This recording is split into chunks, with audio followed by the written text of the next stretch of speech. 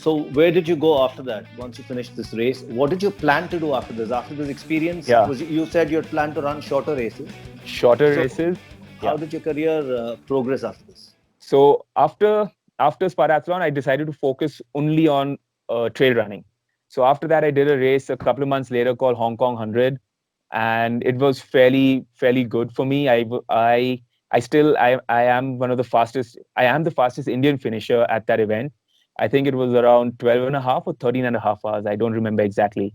Um, then the couple of Indians that I have run it have been closer to 18, 20 hours. 100 Since kilometers. in the 100K, yes. Yeah. Since then, I've done a bunch of events. Marathon du Mont Blanc, one of the fastest finisher. I'm the fastest Indian finisher at that as well. I think I was 21st placed finisher in that. Then a race called Eiger Ultra, where I was eighth. It's this race around in Switzerland, past the Eiger Mountain. Mm-hmm. Um then what else? I ran CCC last year again. This is the first time I've repeated a race, and it was fairly good for me. I finished around 45th, or 45th or 46th, I think, Mm-hmm. in around 13 hours, 15 minutes approximately. So how many trail races have you actually run outside of India so far? I've lost track. Okay, so But you. every year I'm doing at least three odd races outside India. Yeah. So since 2017, I've also been racing for India. What Oh is the man, most exciting terrain you've run in?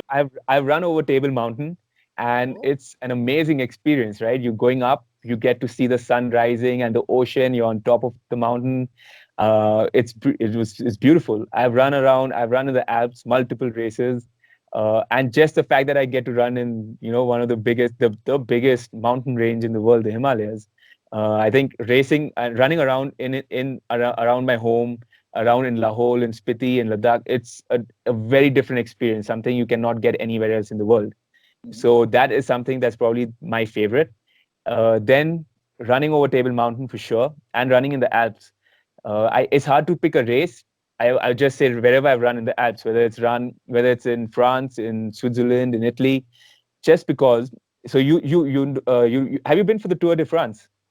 No, All no, right. I haven't. So for some reason, Europeans love endurance sports, right? Okay. So racing in Europe is, I get the feeling of, what you see in the Tour de France, right? People lining up along the streets and cheering you on. I have not Mhm. experienced that anywhere else. So in those races there, that's what I experienced. Like people are Okay. along the whole trail cheering Uh-huh. you on. They make the effort to call out your name. You'll be going Okay. up the trail. They'll be camping out there just to see runners go by. Uh-huh. Whenever you come into a town, the streets are lined up with people. Yeah. Yeah. Must be one hell of an experience. I love running in Europe mainly because of that, like the Mhm. people out there, and the fact that people make the effort to camp out and stay the night and cheer you on. You'll be going up a mountain, they'll hit your butt and be like, all right, keep going, like ale ale ale. Uh-huh. So yeah. So you got selected to run for India in 2017. Yep. Yes. About that. All right. So 2017 is the first year when India, the Athletic Federation of India, became a part of the International Association of Ultra Runners. So it's the first time when Indians could officially sort of start representing India in proper like world championships. So 2017, 18, and 19, I've had the opportunity to represent India at various trail running events. Okay. It has been, I mean, naturally a wonderful experience that running for your country, and the fact that you're at an event where you're living with people from all these countries. You meet new people, you make friends, you race against them, and it's a whole different sort of experience than regular racing. And I, Mhm. I love that. I've definitely been I definitely take out the time. Like every year, I do want to have the opportunity to represent India at one of these races. So how did you get to know you got picked? Is there a did the So federation get in touch with you and said, look? yes. So there are a set of rules that are put out every year, and you need to meet certain standards to sort of qualify to be a part of the team. It's like almost any other selection. There are certain standards set in terms of for the event that you the selection is happening. And once you meet those standards based on various races that you have run, then you can sort of be a part of the team. Okay, so what did it feel like the first time you stepped out for India? It was amazing. We were just two of us, a friend of mine, Ullas, and me. We were just two of us who did that the first year, and it was the first time that Indians were at a trail event. So the whole vibe, like everyone was sort of so excited about the fact that we have come all the way from India, and we were in Spain that year, and the first time, like so many of these runners. So the races have been happening for a few years, but India has never been present, right?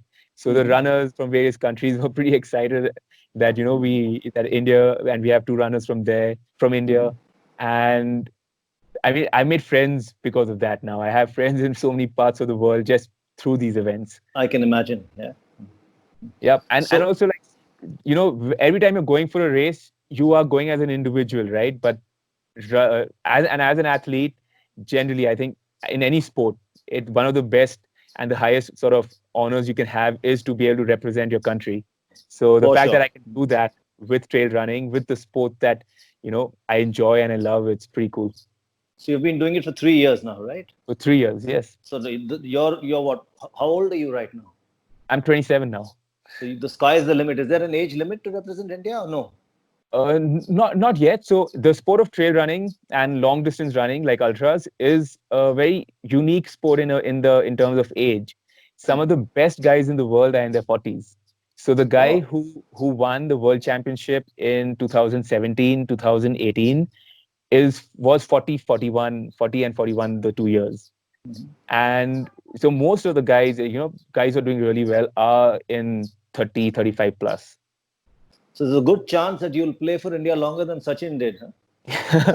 Oh yeah, there is a good chance if things go on like this. Yeah, that's fabulous. So what happened after that? What happened after the first representation of? The first time you represented India. What happened after that?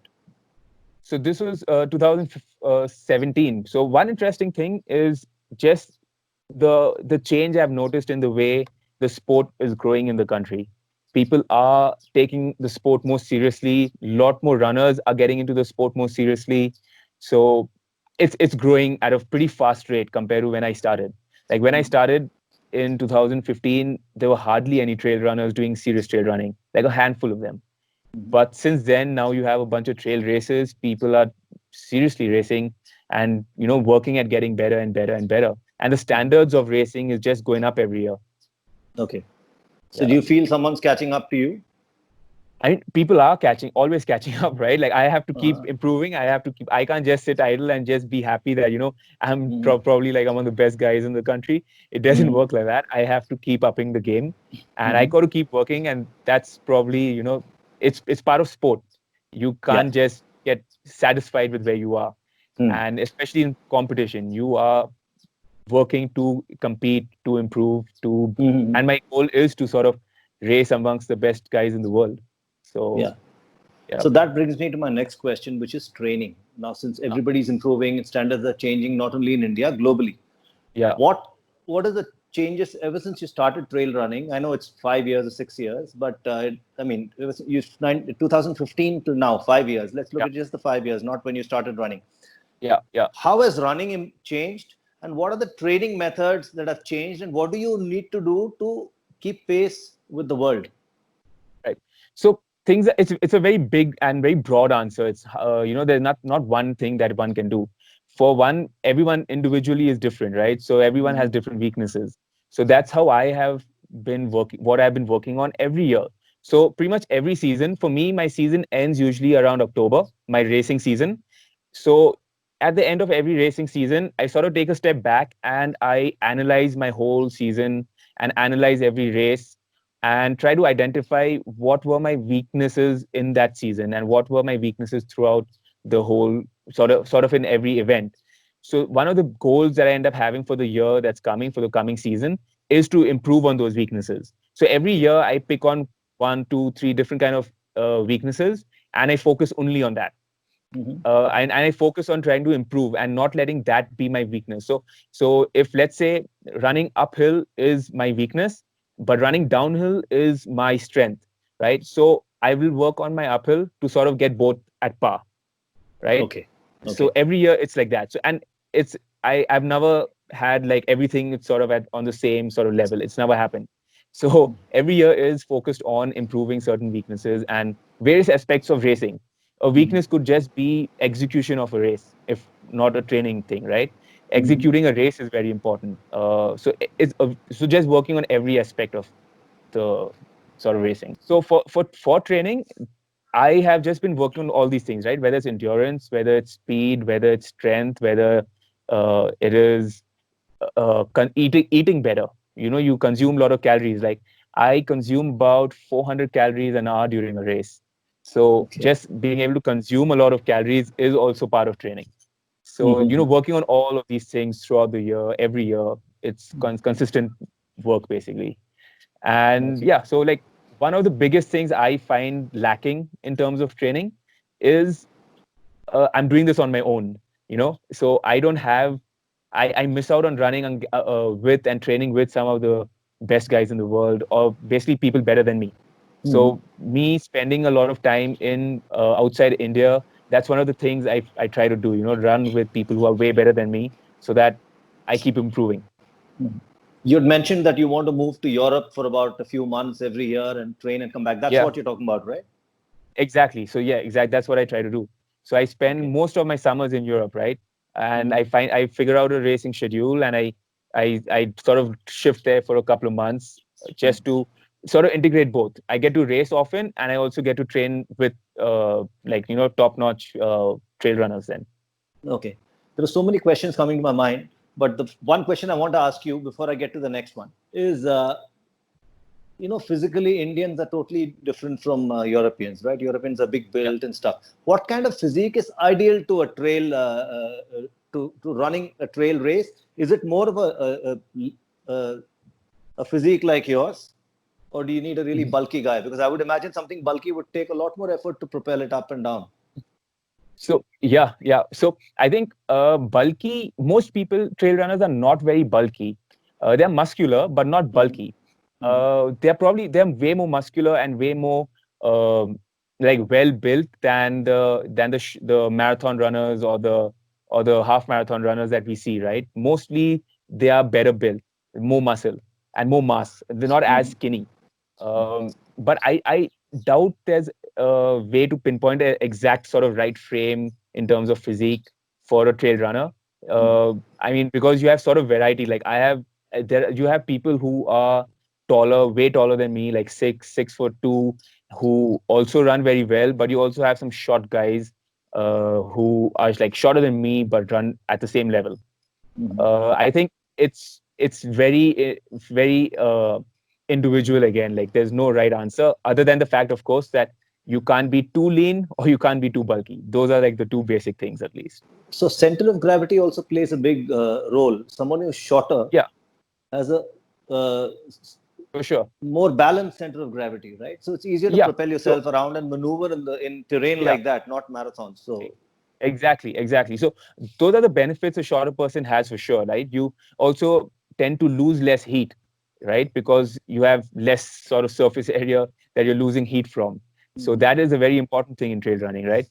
In endurance sport, basically. So, and the fact that you have a lower center of gravity, which helps you to sort of maneuver and move faster on uneven terrain. But something like a taller guy would probably have a bigger stride length while running. Exactly. Yeah. So it's hard to pinpoint that these are the reasons why you would be better or worse. So it's hard to sort of say. And there are benefits here and there that people with various types of physique do have. But I mean, if you work on various skills, I think at the highest level, it's not making a very big difference. Like there are people who are performing at the same level, at a very high level, and they're tall and thin and you know, short. Yeah. Okay. So like going to Europe, staying there 3 months, all these things are very expensive things to do. How have you been able to manage the finances and how have you managed your career? Because it's a career. You're not a part-time trail runner. You're a professional trail runner. So how do you manage? Do you get, are there people who supported you? How has it worked? Yeah. So I have been lucky in initially, So I've never raised money for myself. I've always tried to work with a brand or work for someone to sort of earn my money and fund it. So I've never raised money for myself like a crowdfunding program. I've never done something like that. Though I've had people who have reached out and been excited about what I'm doing, and they have sort of supported me with a flight ticket or something like that. And but this was mostly in the early stages, so early 2015, 2016, probably 2017 to some extent as well. So there have been people who have done things like that. The major way I've funded myself has been so I have been supported by brands and working with brands where it's I mean work properly working with brands. It's not just a barter system, right? Working with brands where I do work for them, they pay me as well, whether it's content work, whether it's talks or being present at an event for them. So I mean, like initially when we first had met, right, I was associated with Volany, right? I was Yeah. the brand ambassador for running for Volany. So I used to be at all like the Mumbai Marathon, and I used to do talks for them. So these kind of associations like have paid for it, right? So I earn out of these kind of associations, and I save up.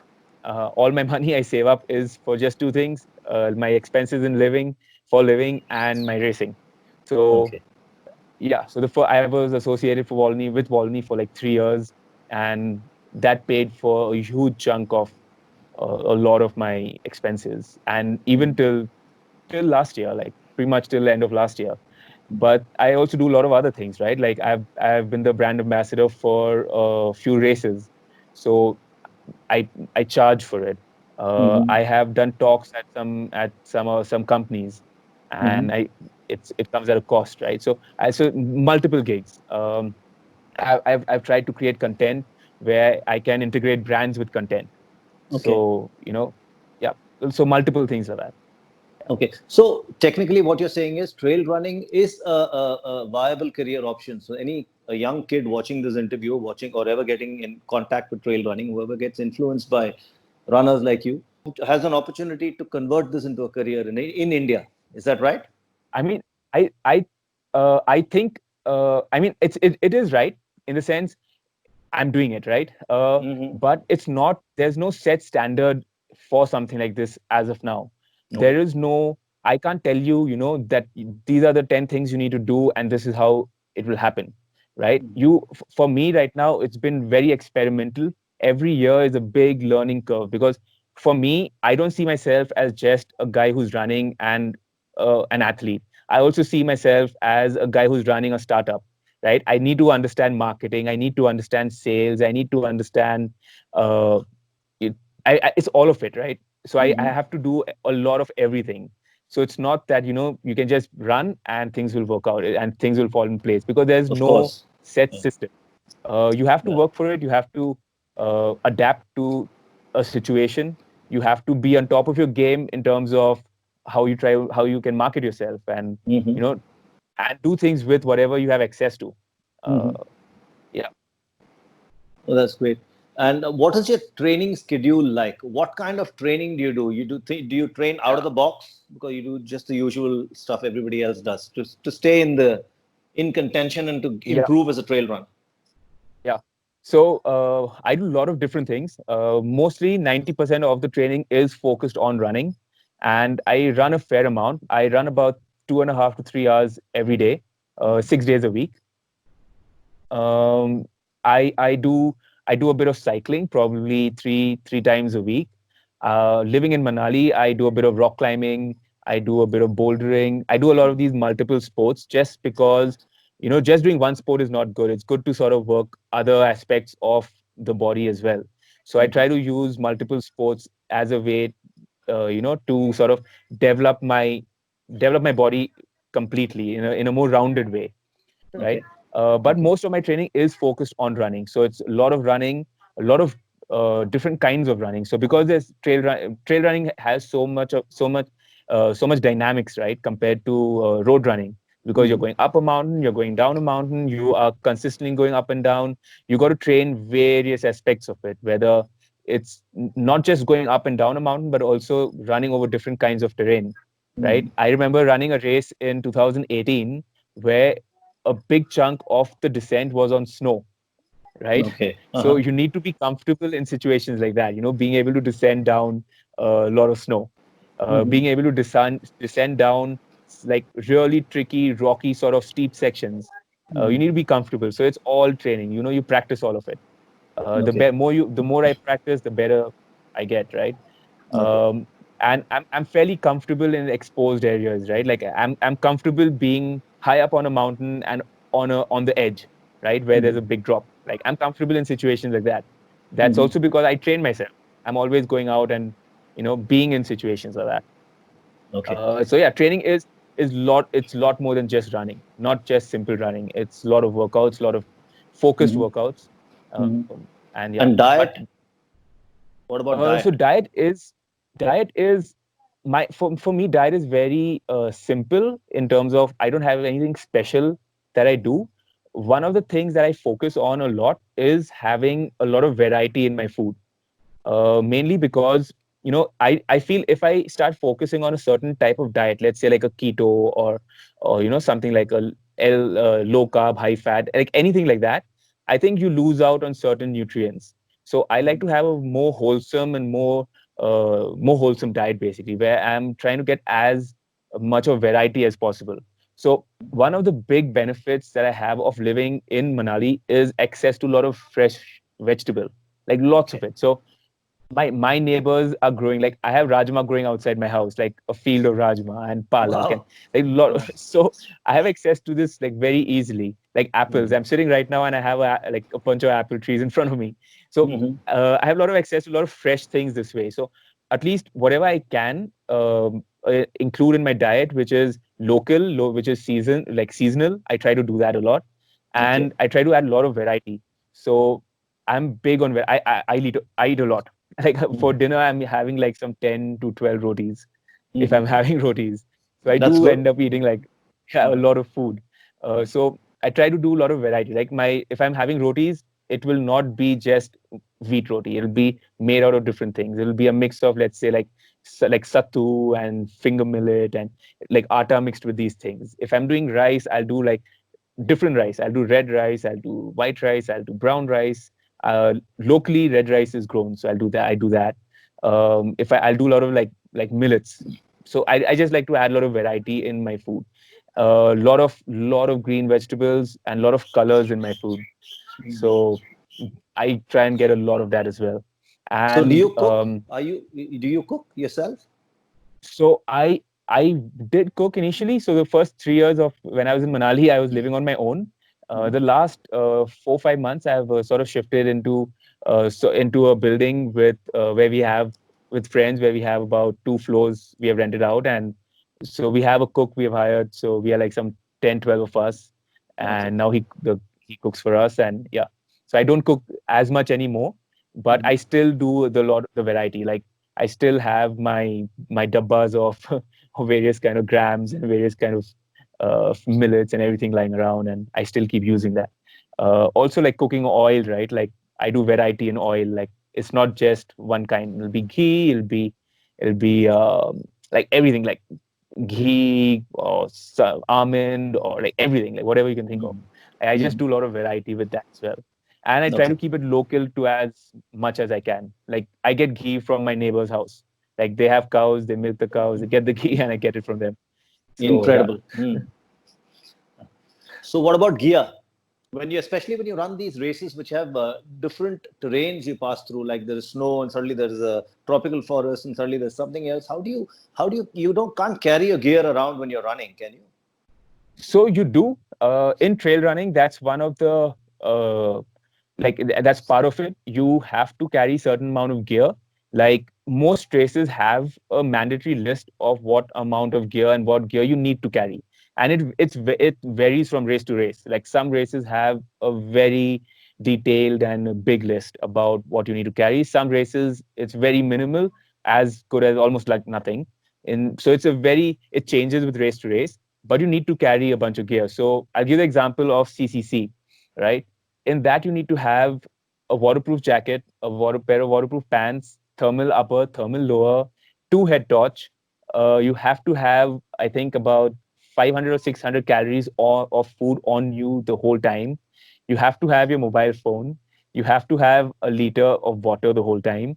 You have to have a pair of gloves, uh, pair of glasses, shades, uh, like a buff, something to cover your neck or your head whenever it gets cold.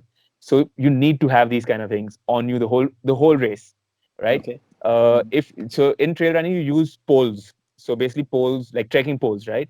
So Mm-hmm. to help you sort of move up a mountain faster. So if you're running with poles, you have to have it from the start to the finish. You cannot leave it in between. So Okay.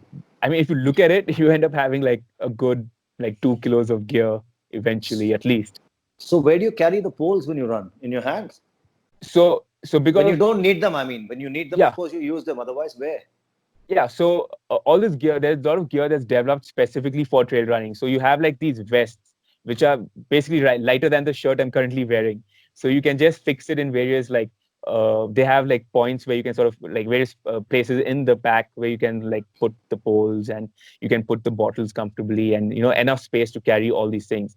And Okay. and running trail running gear is incredibly light. So weight plays a very big role. Like I have a jacket which weighs less than 100 grams, a waterproof jacket which weighs less than 100 grams.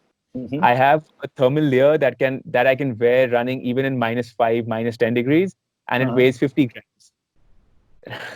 So incredibly light, Amazing. incredible. Mm-hmm. So and it's all about access, right? Like if I don't have access to some of this kind of gear, I can be carrying heavy gear as well. So yeah, gear plays a big role. Like for example, right? So last year was the first time I started using shades while running in Okay. CCC, Mm-hmm. right? And I Mm-hmm. never gave it much importance last year, till Mm-hmm. last year.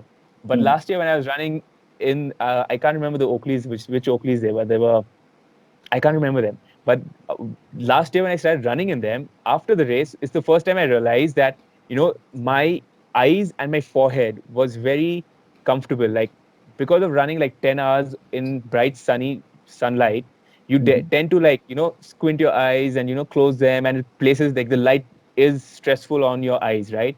Exactly. Just Yeah. simple thing like a pair of shades, just Uh-huh. that didn't happen, and I never realized that in the past until that Mm-hmm. race, right? And Okay. now suddenly shades has become a very important thing for me on all my runs. And I Uh-huh. don't head out if it's sunny without a pair of shades anymore. That's great. In the various things that you talked about, there are so many aspects to trail running. You need support from so many different sectors, so many different Yeah, elements that are required to come together to get you to run comfortably and to yeah, the best of your ability. So, yeah, how do you yeah. work that out? So I have been lucky that way to have been supported by a few brands in the past and even currently. So currently, I'm supported by three brands majorly. One is a nutrition brand called Unived, and they have been a long time supporter since 2014. Uh, I've been with them, and they are a running specific nutrition brand. And all my food is sorted out basically with them, especially my racing nutrition.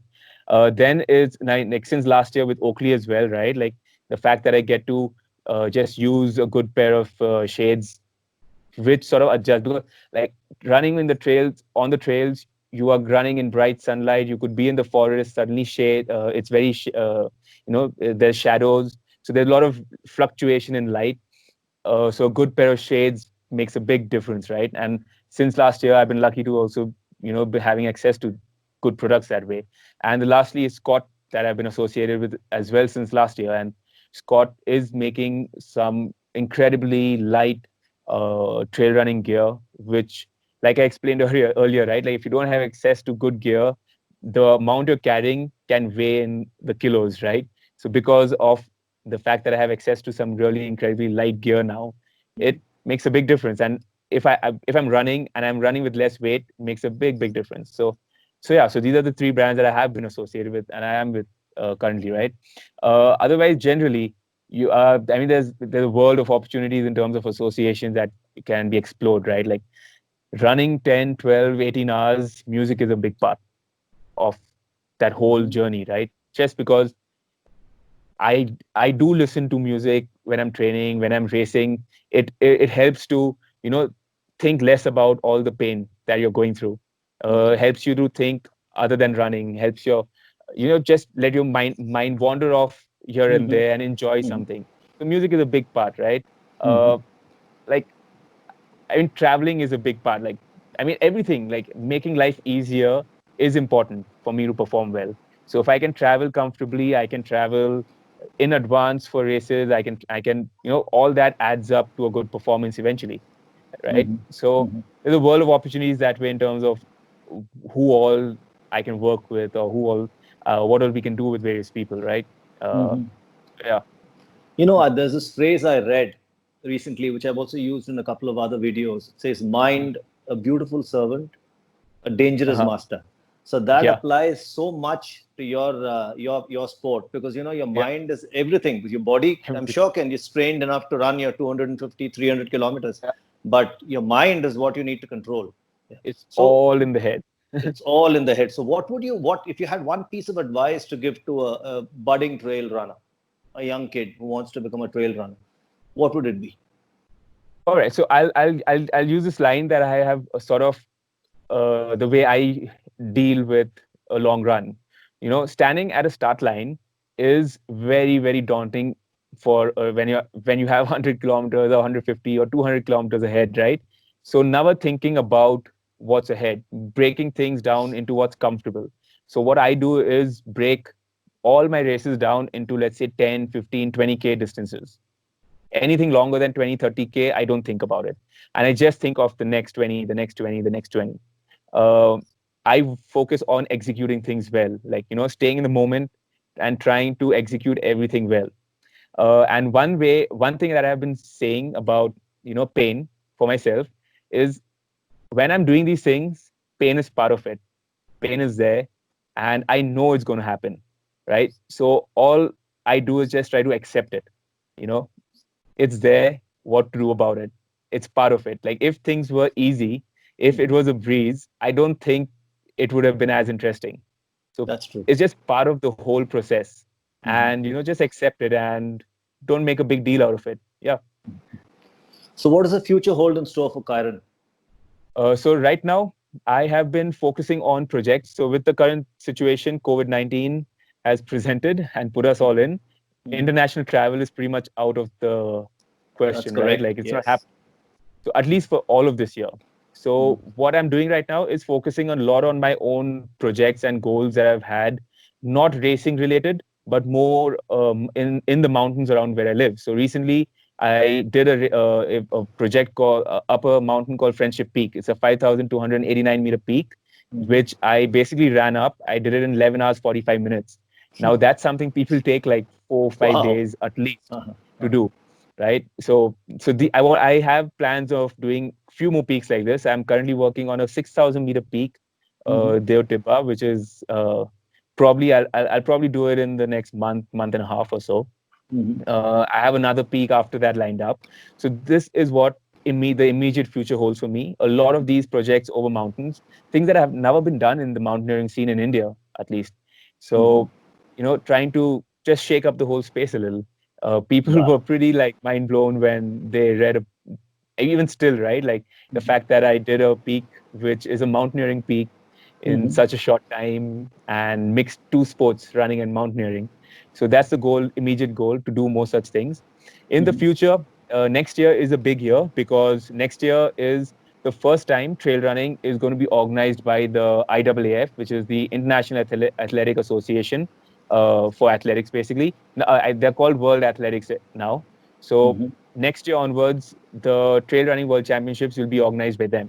Like they are the Okay. guys who are organizing the the athletic world championships. They're part of the Olympics and everything. So it's going to be a big step for the whole sport globally, and taking this to a more mainstream audience. Mhm. So being a part of the Indian team next year is one of my big goals. Uh, so that's for next year. And in the long run, I mean, I have like the next 25 years, 30 years of running to do. So Mhm. I would love to be running for as many years as possible. And even if I don't race 15, 20 years later, like I would still Mhm. want to be running. And that's probably like the ultimate goal for me from a running perspective. And Mhm.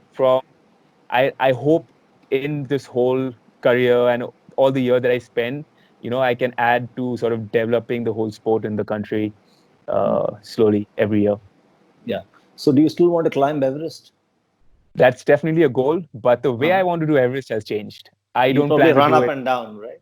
that a goal of that sort, right? So there's a guy who did it in 33 odd hours a few years later. So I plan to do it at some point in the future in a similar fashion. Yeah. Wow.